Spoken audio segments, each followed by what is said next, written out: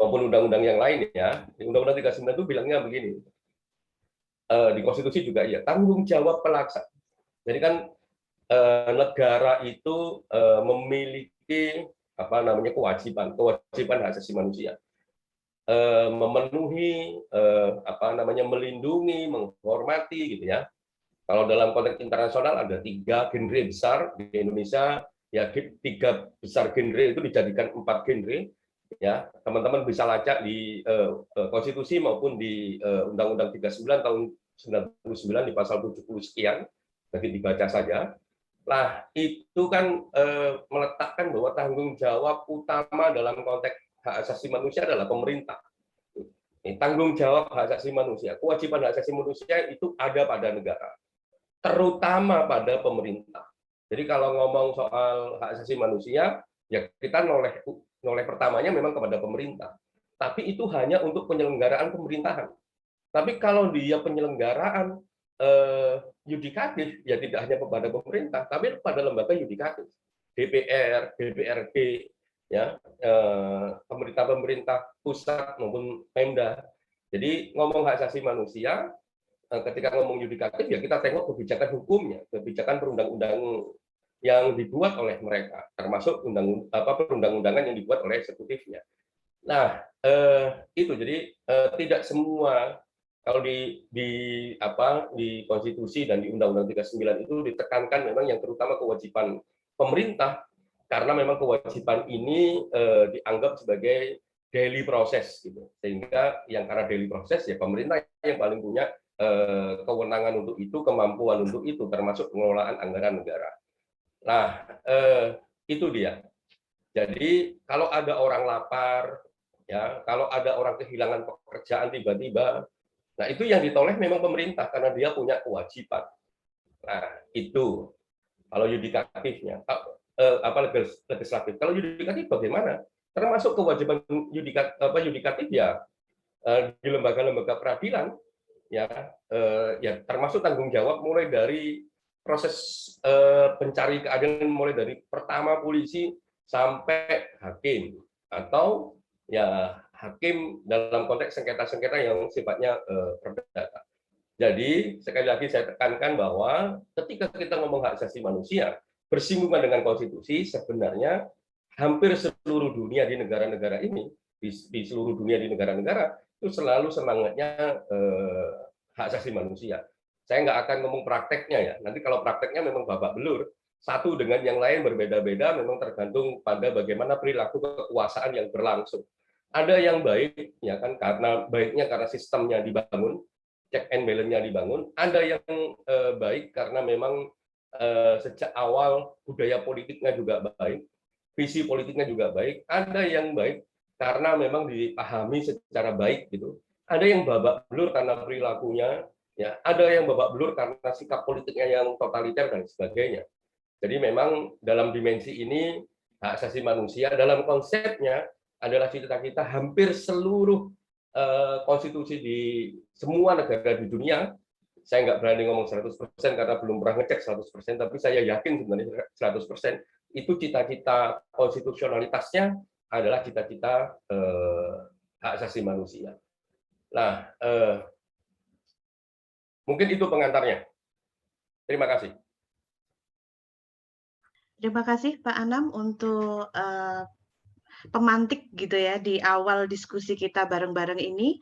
Mungkin dari teman-teman ada yang mau bertanya. Jadi tadi Pak Anam sedikit banyak menyampaikan tentang bagaimana kemudian Komnas HAM itu sebagai extra auxiliary body, gitu ya, lembaga independen di samping lembaga negara lainnya dalam fungsi pembagian kekuasaan di Indonesia, ini melaksanakan tugas dalam tanggung jawabnya, termasuk di dalamnya untuk memantau bagaimana pemerintah melaksanakan protect, fulfill, gitu ya, respect dalam hak asasi manusia. Silakan kalau misalnya jangan sungkan ya, karena kebetulan Pak Anam ini juga senior teman-teman gitu ya, jadi tidak perlu sungkan untuk bertanya tentang materi atau apa yang ingin disampaikan atau ingin tahu tentang apa yang terjadi di Komnas HAM sekarang. Misalnya kemarin kasusnya bagaimana kemudian ada mahasiswa di Tangerang yang di smackdown gitu, apa yang terjadi, apa yang di Komnas HAM gitu ya, apakah proses itu sudah dikawal atau misalnya dalam besok kita ada Munir Festival gitu misalnya. Di Munir Festival itu kita juga tahu bahwa pelanggaran HAM berat itu ternyata belum terselesaikan hingga saat ini. Bahkan dokumen faktanya dikatakan hilang misalnya. Nah, ini baru kalau tidak salah baru masuk ke Komnas HAM ya Pak Anam ya. Kalau Ya, yang untuk Munir, mungkin bisa bercerita sedikit Pak Anam yang untuk kasus-kasus. kasus yang mana yang mau kita tonjolin ini? Soalnya kasus banyak banget. Mungkin Iya, yang berkaitan dengan Cak relasi Munir deh negara Pak. dan HAM mungkin ya Pak ya. Yang Yang berkaitan mana? dengan relasi negara dan HAM. Jadi kan sekarang banyak kritik-kritik gitu Pak ke negara yang kemudian bersinggungan dengan pemenuhan HAM. Oke, mau yang mana dulu Bu Ica? Oke, tadi ada respon dari Bu Ica. Kalau saya sendiri ingin bertanya tentang perkembangan kasus Cak Munir. Mungkin nanti dari Bu Ica juga mau tanyakan tentang bagaimana pertanyaan-pertanyaan tentang negara gitu. Yang banyak kemudian bermunculan, apakah misalnya ada hashtag percuma lapor polisi seperti itu barangkali yang dimaksud dengan Bu Ica, dan bagaimana kemudian Komnas HAM merespon hal tersebut barangkali. Monggo Oke, Pak Anam. sebelum ke sana saya mau ngasih perspektif yang mendasar dulu ya. Jadi begini, terutama ini di Fakultas Hukum dan menghadapi teman-teman yang kebetulan semester awal begitu. Ini penting sekali. Di mana letak hak asasi manusia dan di mana letak hukum? Gitu. Kalau kita ngomong legalitas, belum tentu dia sesuai dengan hak asasi manusia. Karena memang secara pemikiran ada yang berpikir bahwa hukum itu dibentuk oleh penguasa. Jadi ketika hukum itu dibentuk oleh penguasa, belum tentu sesuai dengan prinsip-prinsip konstitusinya. Belum tentu sesuai dengan prinsip-prinsip hak asasi manusia. Kalau kita memandang dengan pikiran saya tadi bahwa konstitusi itu semangat utamanya adalah hak asasi manusia. Nah, misalnya begini, bagaimana kita bayangkan ini kasus-kasus yang terjadi di berbagai wilayah di Indonesia. Misalnya Budia ini ya, menempati tanah negara, sudah 30 tahun hidup di atas tanah negara. Gitu. Tiba-tiba dia diusir ya oleh perusahaan. Karena apa? Tiba-tiba tanah yang ditempati 30 tahun sejak 30 tahun yang lalu, bahkan Budiani lahir di tanah itu misalnya, ya tiba-tiba dikuasai oleh perusahaan. Nah, kalau kita ngomong legalitas, yang hitam di atas putih yang terjadi adalah ya Budiani terusir, kemudian cuma numpang hidup aja di sana. Tapi dalam konteks hak asasi manusia nggak bisa tiba-tiba serta merta Budia terus bisa diusir. Misalnya begitu. Atau ya pendirian rumah ibadah misalnya, ini yang gampang-gampang dulu. Pendirian rumah ibadah. Pendirian rumah ibadah itu jangan bayangkan orang berbuat baik di Indonesia ini, ya berbuat baik mau melaksanakan Pancasila. Nah, ini kan negara Pancasila nih. Kalau dalam berbagai putusan konstitusi itu dikatakan bahwa negara kita itu berdasarkan ketuhanan yang Maha Esa. Walaupun bukan negara agama, tapi berdasarkan ketuhanan yang Maha Esa. Itu beberapa putusan di Mahkamah Konstitusi menegaskan itu kembali.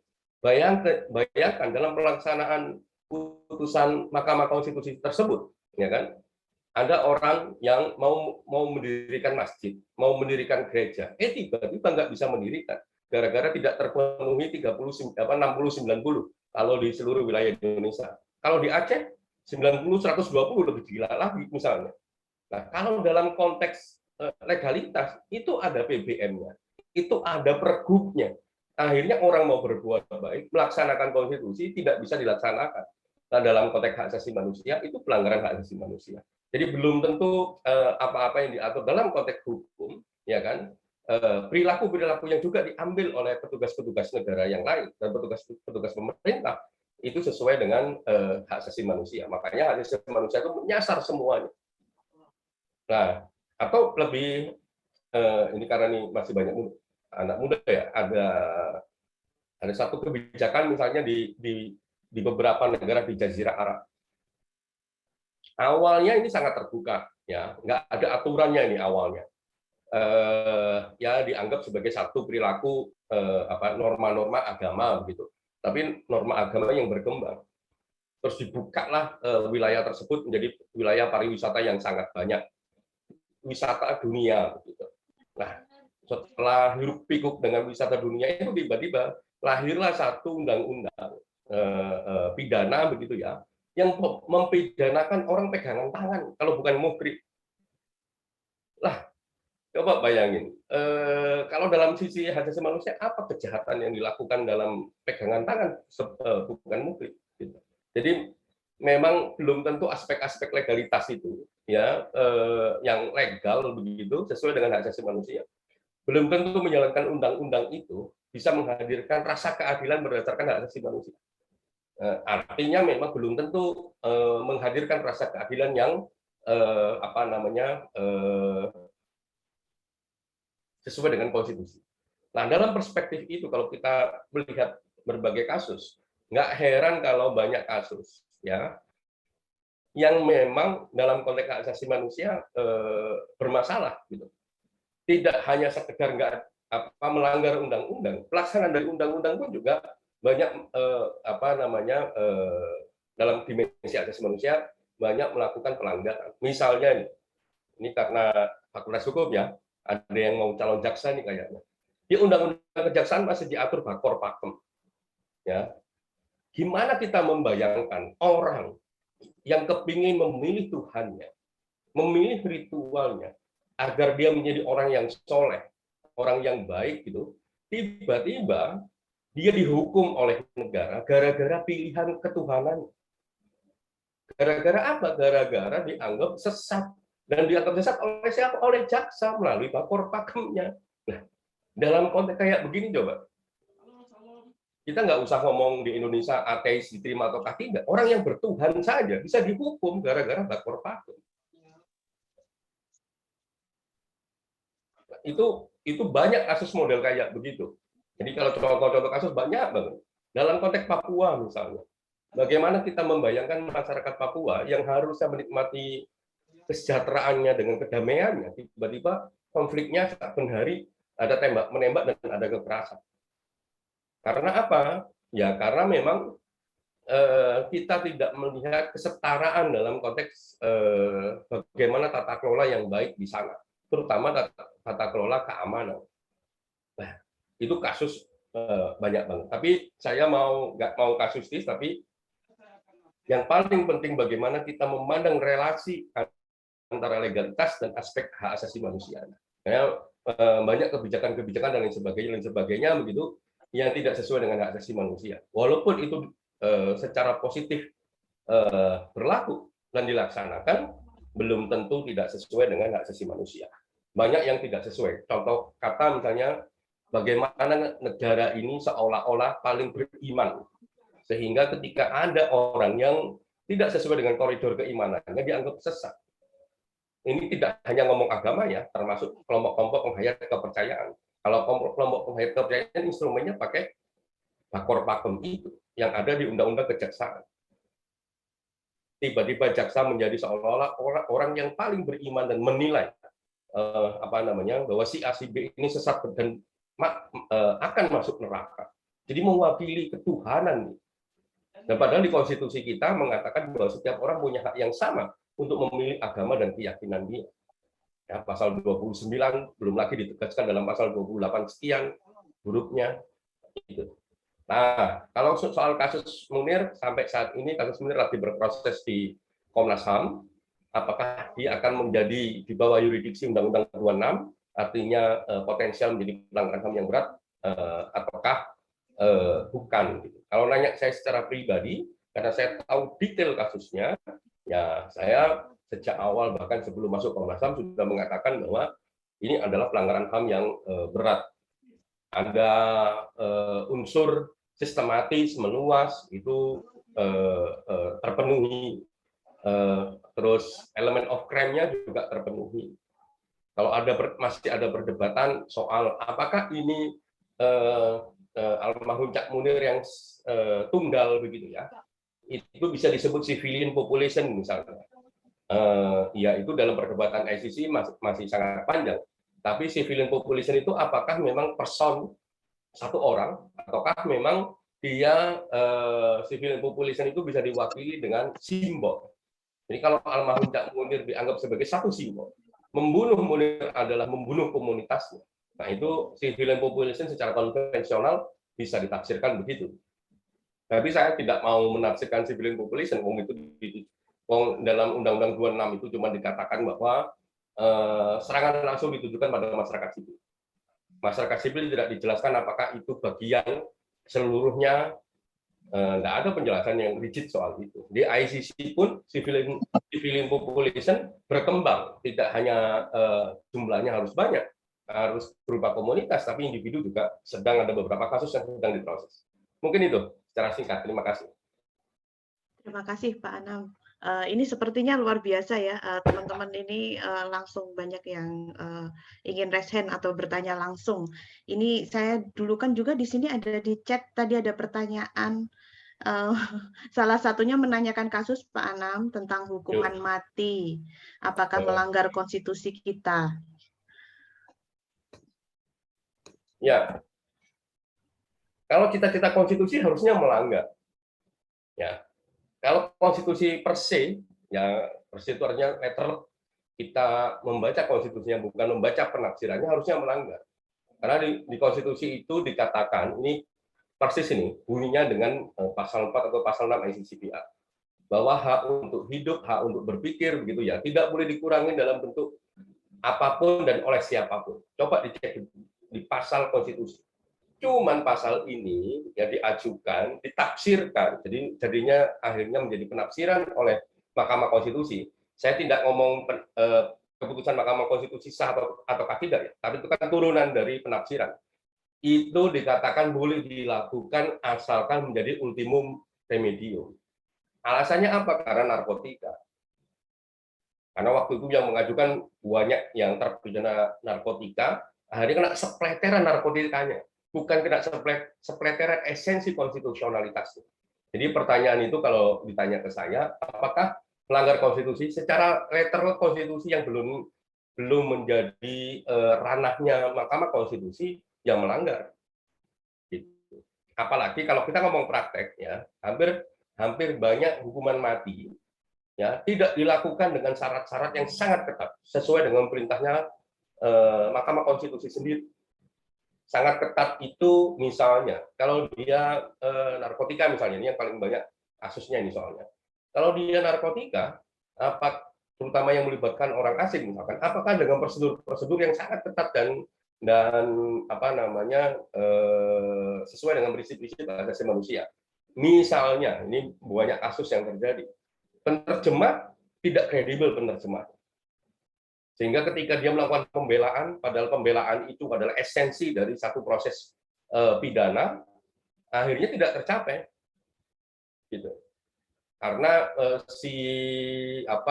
dalam pembelaannya dia ngomong ABCD, penerjemahnya bisa A absen, B absen, C absen, sehingga ya nggak dapat gitu. Bahkan ada beberapa kasus yang setelah dia diputusin, dia nangis-nangis, terus dia tanya, loh, kok saya diputus hukuman mati? Kayak kasusnya Mary Jane yang Filipina, karena memang kesalahan dari penerjemahnya. Nah, padahal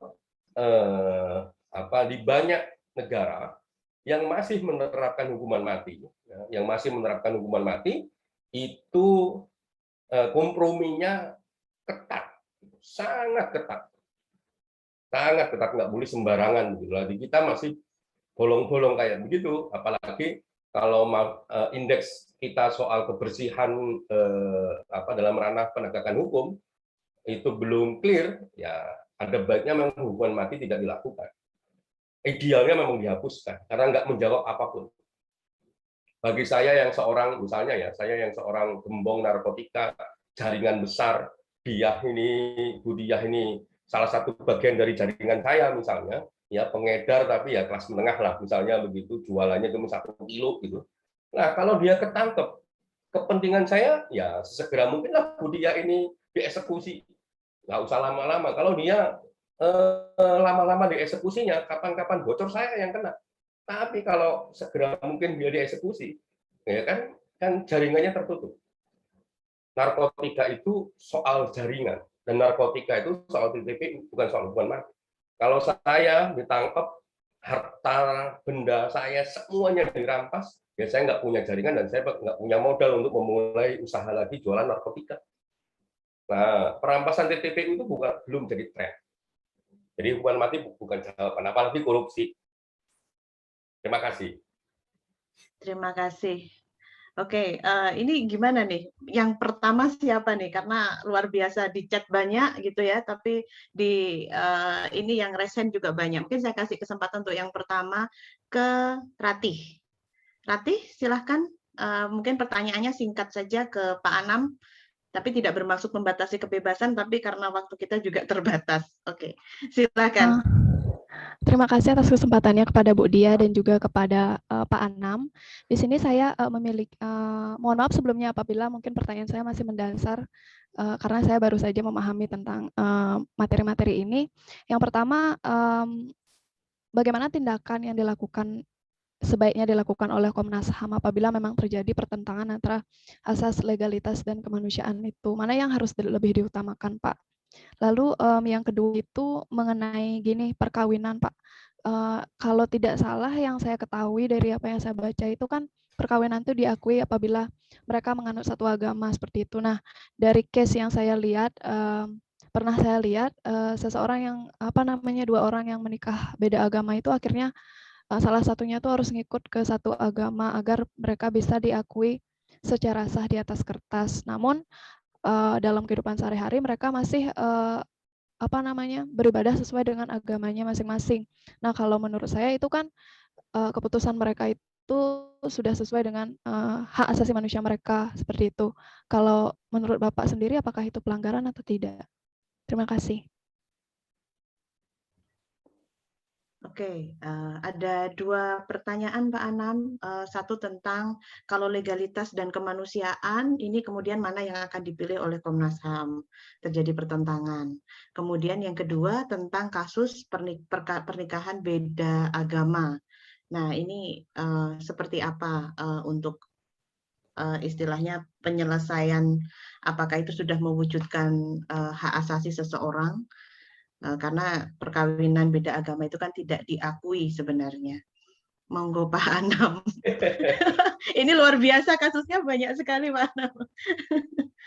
Ya, dalam konteks yang pertama, memilih yang positif dijalankan atau tetap memilih hak asasi manusia. Pada praktiknya kami memilih hak asasi manusia, karena memang sasaran hak asasi manusia itu di samping memang ngomong soal perubahan di level-level peraturan perundang-undangan agar compliant terhadap hak asasi manusia, ya itu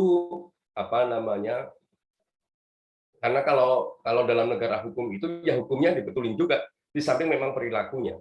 Jadi kami secara umum memang menyasar 2 hal. Hal yang pertama adalah memang perilaku sehari-hari gitu ya.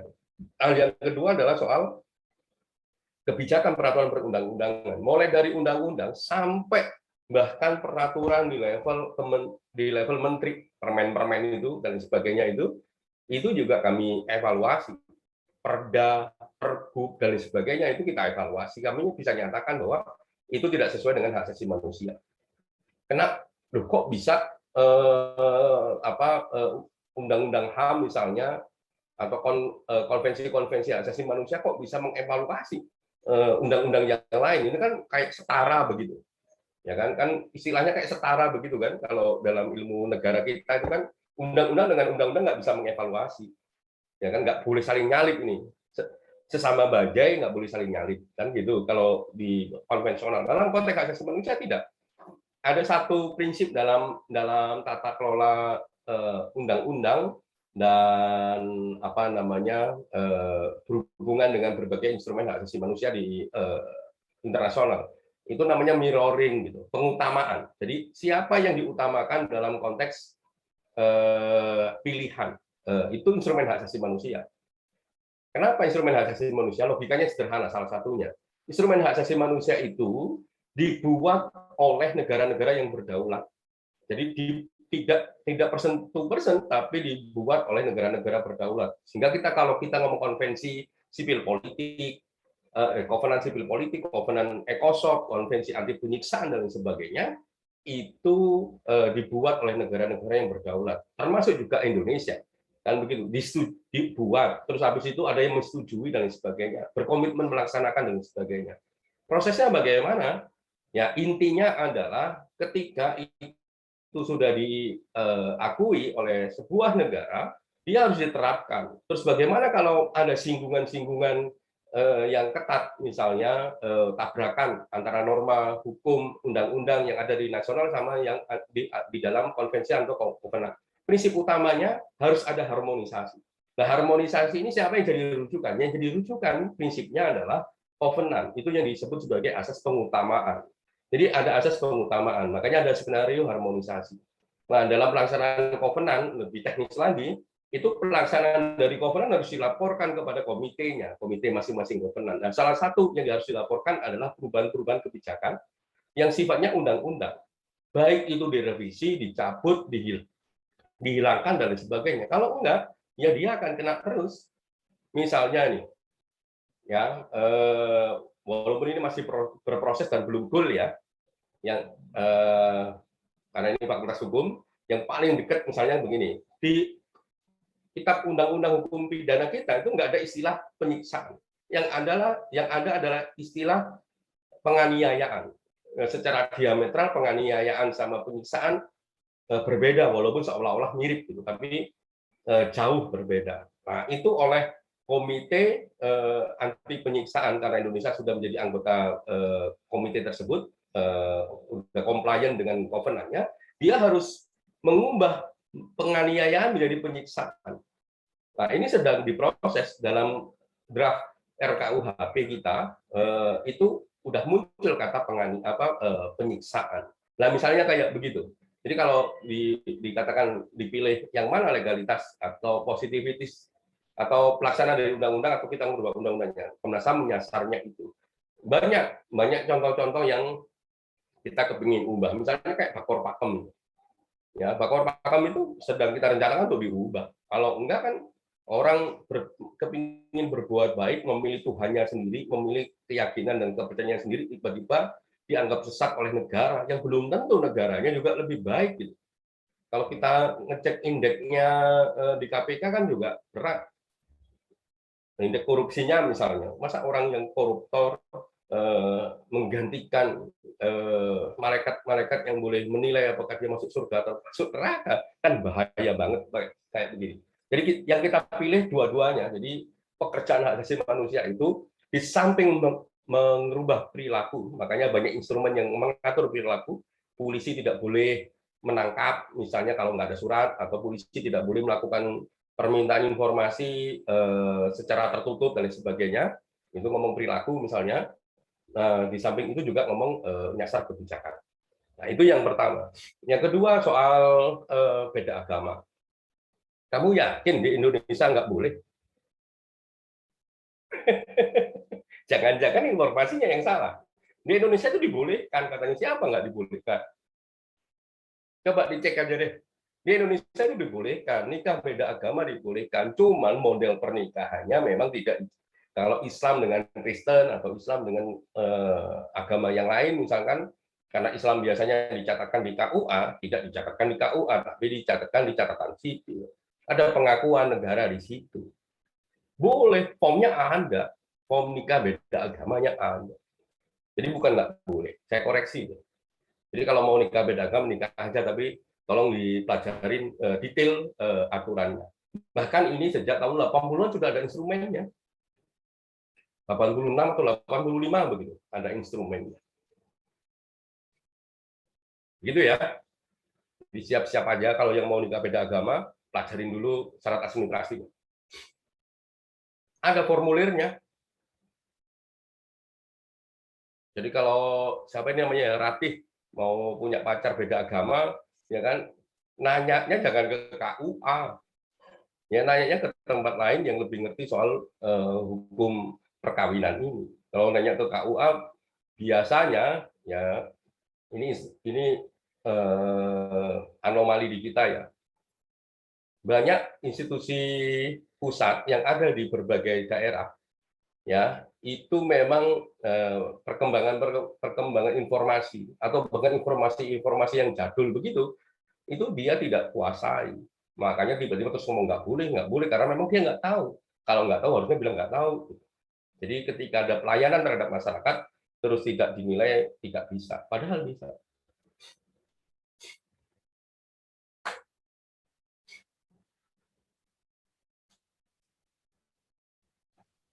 Gimana? Oke ya? Ya, Bu Dia. Oke, maaf sebentar, ada sedikit ini Pak Anam. Terima kasih, maaf Bu Ica. Oke, ini pertanyaannya banyak sekali nih Pak Anam. Mungkin nanti saya mohon izin ini karena bagi kami mungkin teman-teman kelas ini juga sangat banyak sekali yang ingin disampaikan, tapi karena kita harus selesai jam 8.30, nanti saya akan rekapkan pertanyaan-pertanyaan itu dan saya harap Pak Anam nggak keberatan untuk menjawab itu via email barangkali.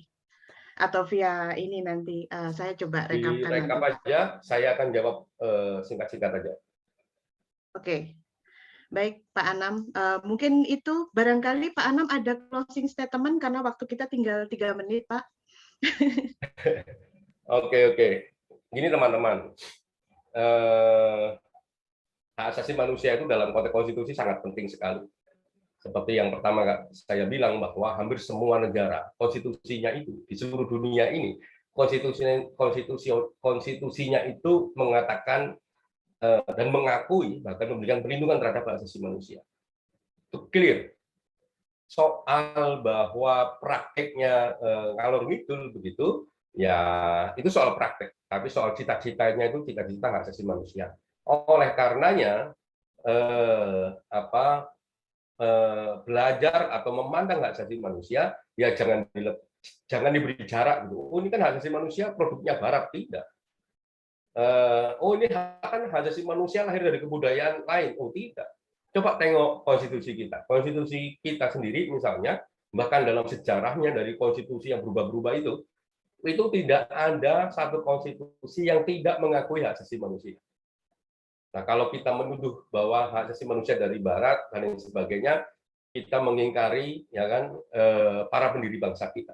Kasihan beliau-beliau yang sudah memeras pikirannya dan lain sebagainya, menuangkan ide-ide cita-cita kenegaraan kita menjadi cita-cita yang salah satunya tidak hanya mensejahterakan warga negara, tapi mensejahterakan setiap manusia. Bahkan deklarasinya bahwa terlibat aktif dalam perdamaian dunia itu juga semangat hak asasi manusia. Jadi sekali lagi ngomong hak asasi manusia bukan soal dari mana hak asasi manusia, tapi esensinya adalah bagaimana meletakkan cita-cita tata kelola negara kita menjadi tata kelola negara yang menjunjung tinggi hak asasi manusia, memerdekakan mereka, membebaskan mereka, dan mensejahterakan mereka. Nah, soal pertanyaan-pertanyaan yang ada di chat, kalau TBK silakan buka webnya Komnas HAM, lengkap di situ, pelanggar HAM atau tidak, tegas kami mengatakan pelanggaran hak asasi manusia. Kalau soal PKS, undang-undang kejahatan seksual menurut saya perlu didukung, karena itu mau dimensinya memang mau diperluas. Karena kalau enggak, kejahatan seksualnya itu sangat sempit dan akan merugikan banyak orang, khususnya teman-teman perempuan.